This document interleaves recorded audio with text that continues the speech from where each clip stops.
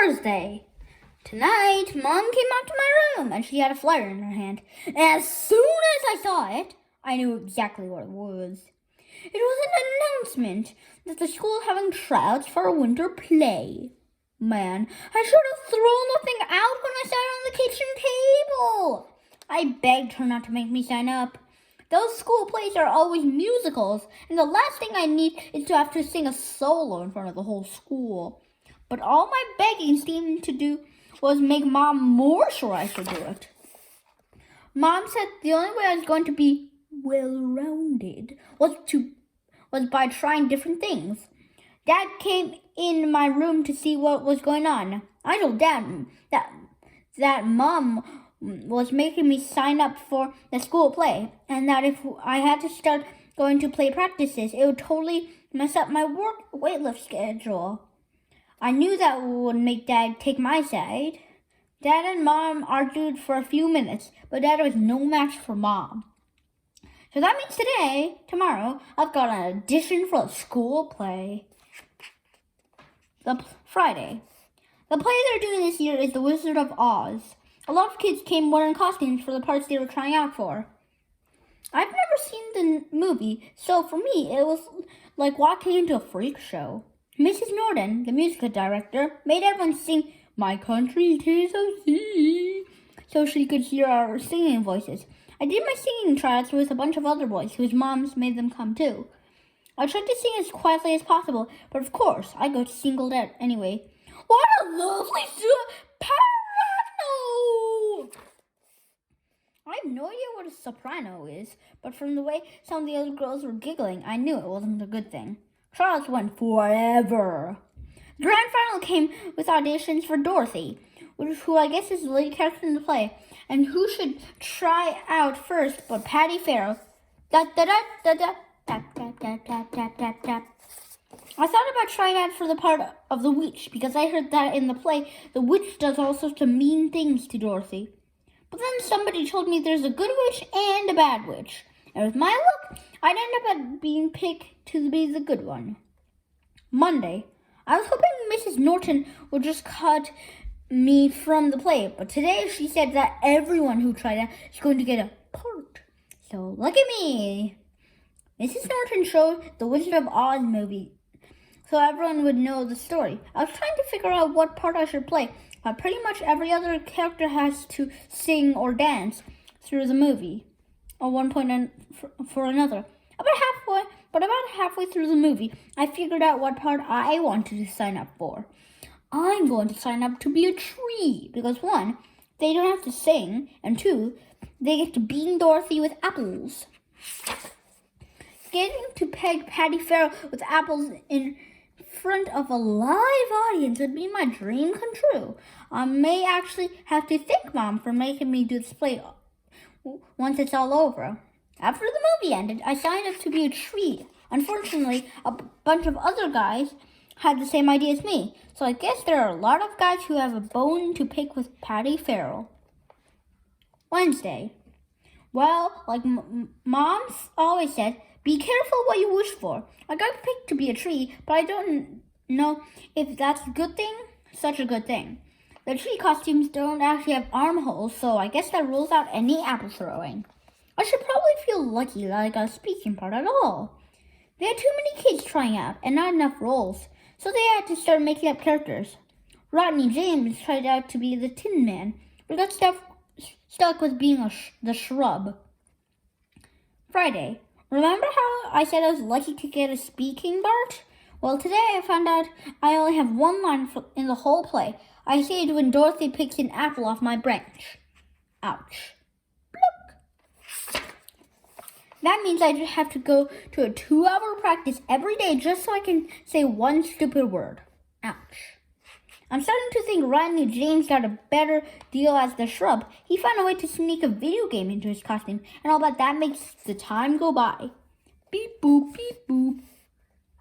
So now I'm trying to think of ways to get Mrs. Norton to kick me out of the play. But when you only have one word to say, it's really hard to mess up your lunch. Ouch! Pluck. December. Thursday. The play is only a couple of days away, and I have no idea how we're going to pull this thing off.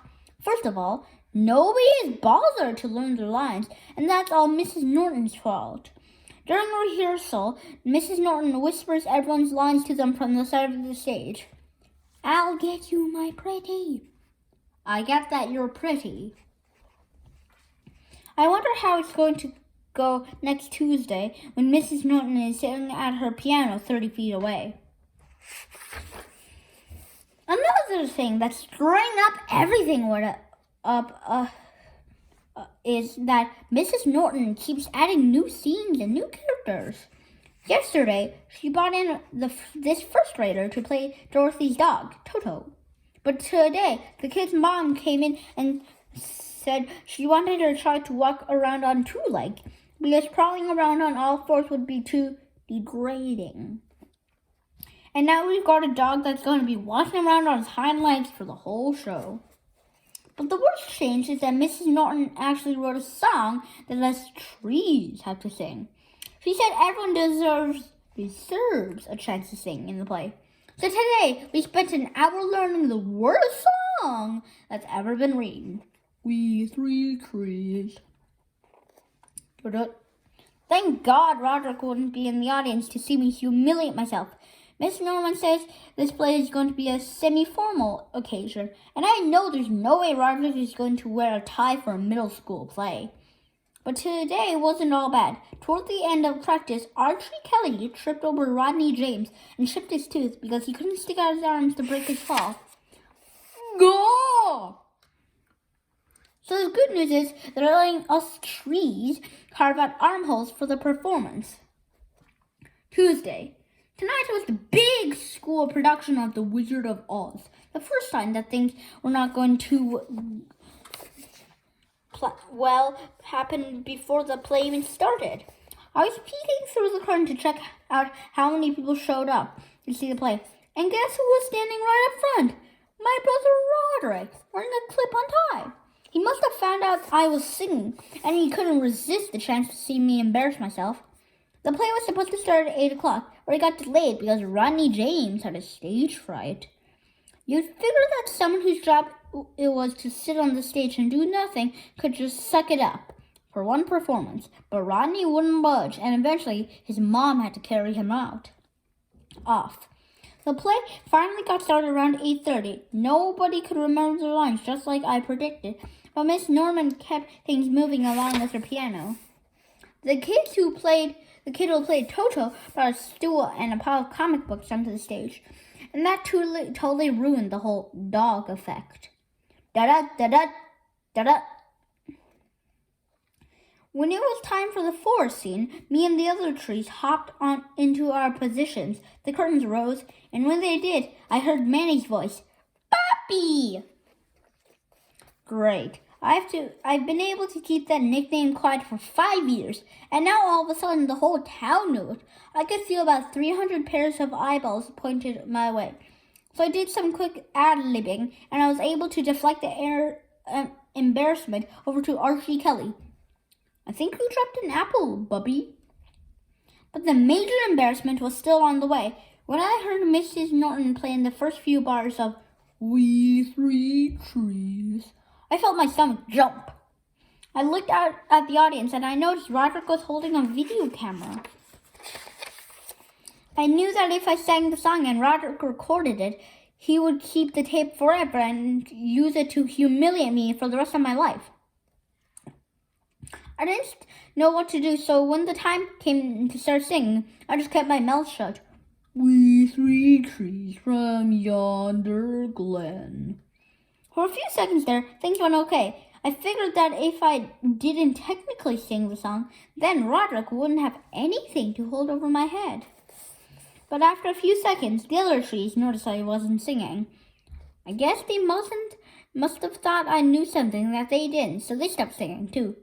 To do spy a maiden fair and sweet. Now the three of us were just standing there, not saying a word. Mrs. Norton must have thought we forgot the words to the song because she came over to the side of the stage and whispered the rest of the lyrics to us. Why else do we root it to our spots? She does move on lighter feet. The song is only about 3 minutes long, but to me it felt like an hour and a half.